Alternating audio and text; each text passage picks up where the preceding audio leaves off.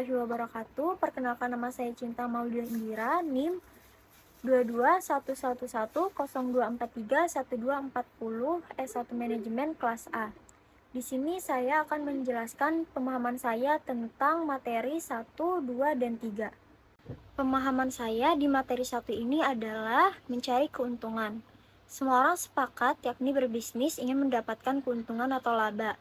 Keuntunganlah yang mendorong kuat seseorang pembisnis untuk terus berinovasi dan berkreativitas supaya bisnisnya berkembang. Walaupun sebuah keuntungan itu bukan hanya bentuknya materi ataupun uang, namun memberikan pekerjaan kepada orang lain atau membuka lapangan pekerjaan serta dapat mengalokasikan pendapatannya untuk kegiatan sosial. Bentuk real dari semua itu adalah nama harumnya dapat mempekerjakan orang dan bagi sosial di tengah masyarakat. Pengertian bisnis. Pengertian bisnis menurut Alan Afuah adalah bisnis merupakan sekumpulan aktivitas yang dilakukan untuk menciptakan uang dengan cara mengembangkan dan mentransformasikan berbagai sumber daya menjadi barang dan jasa yang diinginkan konsumen. Dan menurut Musselman dan Jackson adalah semua aktivitas yang memenuhi kebutuhan dan keinginan ekonomis masyarakat, perusahaan diorganisasikan untuk terlibat dalam aktivitas tersebut. Dengan demikian, dapat kita simpulkan bisnis adalah suatu usaha individu atau kelompok yang mengembangkan dan mentransformasikan sumber daya yang dimiliki untuk menghasilkan barang dan jasa yang dibutuhkan oleh konsumen sehingga mendapatkan keuntungan atau laba dengan kegiatan itu. Pelaku-pelaku bisnis adalah 1. Karyawan. Karyawan atau pegawai yang direkrut memiliki peran penting dalam sebuah bisnis, yakni keberlangsungan bisnis itu sendiri.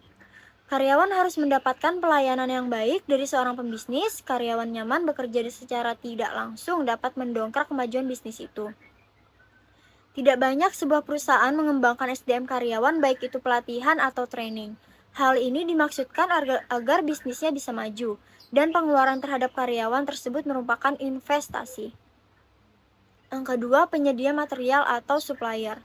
Perusahaan manufaktur, keberadaan penyedia material atau supplier adalah sangat penting dan dibutuhkan untuk membantu kelancaran kegiatan proses produksi. Dan yang kedua yaitu penyedia material atau supplier.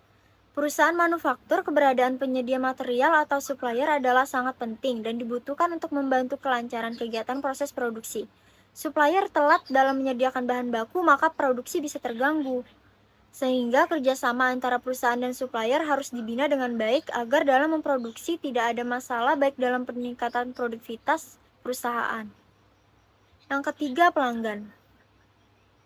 Pembelian produk untuk memuaskan kebutuhannya. Tanpa pembeli, bisnis bisa merugi. Puaskan pembeli, maka mereka akan menggunakan barang dan jasa kita lagi. Bahkan dapat menularkan informasi baik tentang kelebihan bisnis kita sehingga orang lain menjadi pelanggan baru kita. Fokuskan pada kepuasan pelanggan. Baca kebutuhan dan keinginan konsumen dan penuhilah. Perbedaan bisnis kecil dan bisnis besar.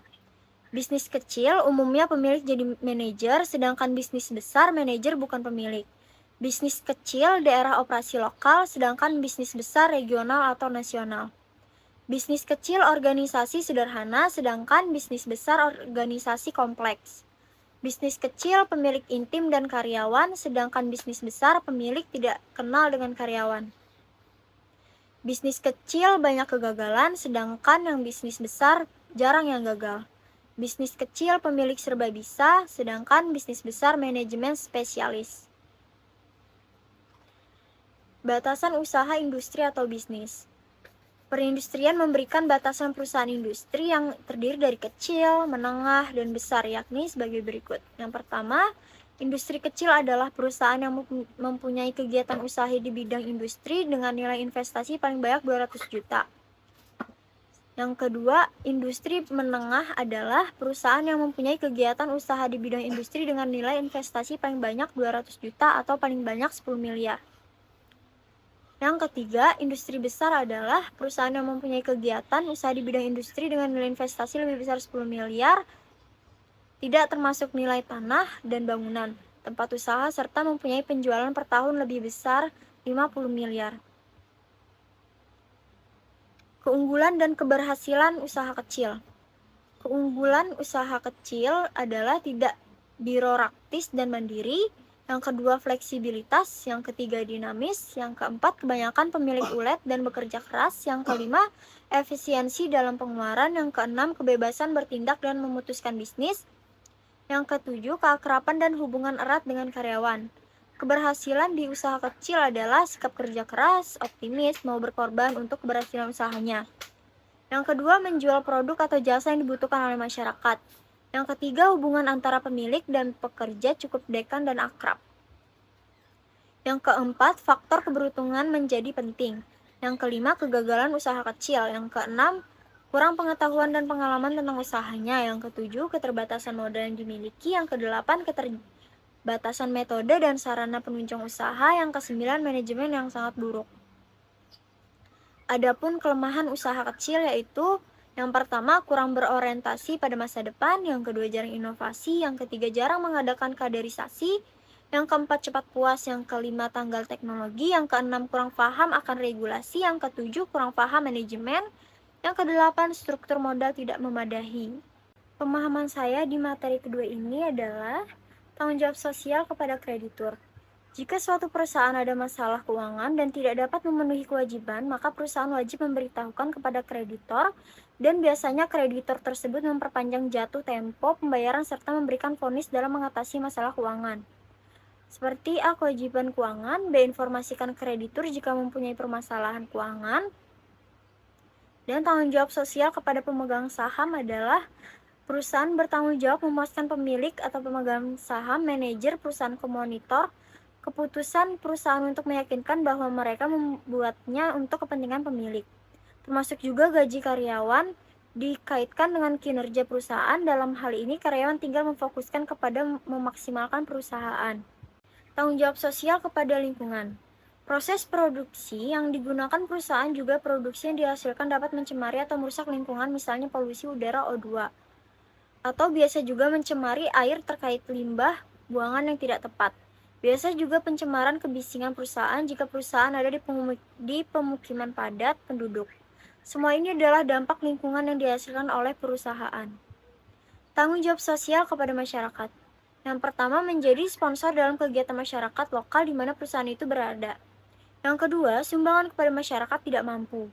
Yang ketiga, membangun fasilitas umum yang dibuatkan masyarakat. Yang keempat, memberikan pemeriksaan gratis. Dan yang kelima, memberikan beasiswa bagi anak yang tinggal di sekitar perusahaan atau di daerah tertentu. Sekurang-kurangnya ada 4 tanggung jawab sosial menurut Irma Nilasari dalam bukunya Suhendi, yaitu yang pertama, bertanggung jawab kepada pelanggan, mendapatkan produk yang aman, mendapatkan informasi, didengar, dan hak milik. Yang kedua, bertanggung jawab terhadap tenaga kerja, yaitu jaminan keselamatan kerja, kesehatan, upah yang layak.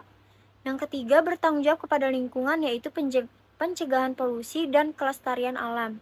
Dan yang keempat, bertanggung jawab kepada investor, yaitu mendapat laporan keuangan yang benar dan pengelolaan aktivitas yang benar. Dan pemahaman saya di materi ketiga ini adalah berjudul bentuk hukum, lingkungan, kebaikan, dan keburukan perusahaan. Badan usaha yang berbadan hukum dan yang bukan badan hukum. Badan hukum perusahaan dibagi menjadi 2, yaitu yang berbadan hukum dan yang tidak berbadan hukum. Badan usaha yang berbadan hukum adalah subjek hukumnya adalah badan usaha itu sendiri, karena ia telah menjadi badan hukum yang sudah termasuk subjek hukum di samping manusia. Artinya pihak ketiga dapat menuntut perkumpulannya, namun pihak ketiga tidak bisa menuntut masing-masing orangnya. Dan harta kekayaan perusahaan terpisah dari harta kekayaan pribadi para pengurus atau anggotanya. Akibatnya, kalau perusahaan pilot yang terkena sita hanyalah perusahaannya saja, sedangkan harta pengurus tetap bebas dari sitaan, sehingga jika terjadi kerugian yang berujung pembayaran ganti rugi atau lunasan utang hanya sebatas pada kekayaan perusahaan. Sedangkan badan usaha yang bukan berbadan hukum adalah subjek hukumnya adalah orang-orang yang menjadi pengurusnya. Jadi bukan badan hukum itu sendiri, karena ia bukanlah hukum sehingga tidak dapat menjadi subjek hukum. Sehingga yang dituntut adalah orang-orangnya oleh pihak ketiga. Dan harta perusahaan bersatu dengan harta pribadi para pengurus atau anggotanya. Akibatnya, kalau perusahaan pilot maka harta pengurus ikut tersita juga. Artinya jika terjadi kerugian yang berujung pembayaran ganti rugi, maka harta kekayaan pengurus dapat menjadi jaminan. Dengan kata lain, pertanggungjawabannya pribadi untuk keseluruhan.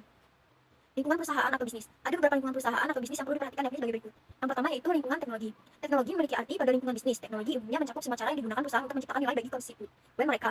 Teknologi mencakup pengetahuan manusia, metode kerja, peralatan fisik, elektronik, dan komunikasi, serta berbagai sistem pengelolaan yang digunakan untuk melaksanakan bisnis. Yang kedua, lingkungan hukum dan politik. Ini mencerminkan hubungan antara dunia bisnis dan pemerintah, biasanya dalam bentuk aturan bisnis. Yang ketiga, lingkungan sosial budaya. Ini mencakup adat istiadat, kebiasaan, nilai, dan karakteristik demografis masyarakat di tempat organisasi tertentu beroperasi. Yang keempat adalah lingkungan bisnis. Tidak dipungkiri, perkembangan bisnis begitu cepat dan lebih kompleks dibanding sebelumnya. Dewasa siklus ini barang dan jasa lebih cepat, sehingga terbentuknya peluang bisnis yang lain seperti outsourcing atau sebelumnya ada integrasi vertikal. Bentuk-bentuk perusahaan yakni antara lain adalah perusahaan perseorangan. Perusahaan perseorangan adalah perusahaan yang dimiliki satu individu. Akan tetapi dalam prakteknya badan usaha ini kerap kali merupakan perusahaan keluarga, yakni perusahaan yang menggunakan seluruh atau sebagian keluarganya untuk menjalankannya. Kebaikan perusahaan perseorangan adalah mudah didirikan, modal mulai usaha kecil, pengelolaan fleksibel dan bebas, dan yang terakhir kerahasiaan usaha terjamin. Kelemahan dan keburukan perusahaan perseorangan adalah yang pertama, bertanggung jawab tidak terbatas. Maksudnya, jika perusahaan ini memiliki hutang, maka tanggung jawabnya sampai harta pribadinya dipertaruhkan. Yang kedua, modal terbatas. Terbatas karena modal tersebut dari dirinya sendiri, tidak ada investor dan orang lain. Yang ketiga, kualitas manajerial dan kualitas pekerjaan terbatas. Pemilik usaha belum tentu mempunyai pengetahuan yang mendalam tentang usaha yang dijalankan. Dan yang keempat adalah kelangsungan operasi perusahaan terbatas. Umur usaha sangat tergantung pada keadaan dan sikap pemilik. Jika meninggal, maka sudah bisa dipastikan akan mati jika pengurusnya belum siap. Dan perusahaan perkongsian atau partnership. Perusahaan partnership pada umumnya tidak banyak berbeda dengan perusahaan perseorangan. Salah satu poin penting adalah menggabungkan sumber daya yang dimiliki kedua belah pihak untuk kerjasama di bidang usaha yang diminati bersama, baik perkongsian modal dengan modal dan tenaga atau modal dan tenaga saja. Ada dua jenis perusahaan perkongsian, yakni perkongsian secara umum dan perkongsian secara terbatas. Kebaikan perusahaan perkongsian adalah yang pertama, lebih banyak modal yang dapat dikumpulkan, yang kedua, lebih banyak keahlian yang diperoleh, dan yang terakhir, umur usaha lebih panjang.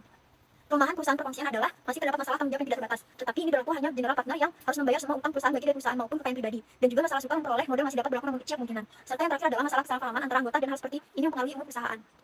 Kebutuhan untuk kebaikan perusahaan perseroan terbatas. Tanggung jawab terbatas, pemilik saham hanya bertanggung jawab terhadap nilai saham yang lebih mudah memperoleh modal. Karena laporan keuangan dan aset jelas, maka mudah baginya memperoleh modal dari pihak ketiga. Yang kedua, pengelolanya lebih profesional. Pemilik bebas untuk memilih pemimpin perusahaan dari kalangan profesional. Keburukan perusahaan perseroan terbatas. Pendiriannya lebih kompleks. Pendirian PT sangatlah lebih rumit dari yang lain. Anggaran dasar dan anggaran rumah tangga juga disahkan oleh notaris yang menyebabkan pendirian perusahaan ini lebih mahal. Dan yang kedua adalah 2 kali pembayaran pajak. Pajak pertama akan dibayarkan berdasarkan keunggulan yang diperoleh. Setelah bayar pajak, keuntungan akan dibagikan keuntungan kepada dividen. Dan dividen harus membayar pajak. Yang ketiga, peraturan yang harus dipatuhi lebih banyak. Di samping mengikuti peraturan perundang-undangan, terdapat juga syarat tertentu dalam pendirian, serta harus mendapatkan izin dalam melakukan kegiatan administrasi keuangan harus teratur dan disampaikan kepada rapat pemegang saham. Yang keempat, sukar merahasiakan perusahaan. Berbagai peraturan yang perlu diperhatikan dan ditaati secara periodik, melaporkan data produksi dan data keuangan sehingga hal ini dapat diketahui masyarakat. Sekian pemahaman saya terhadap materi 1, 2, dan 3. Wassalamualaikum warahmatullahi wabarakatuh.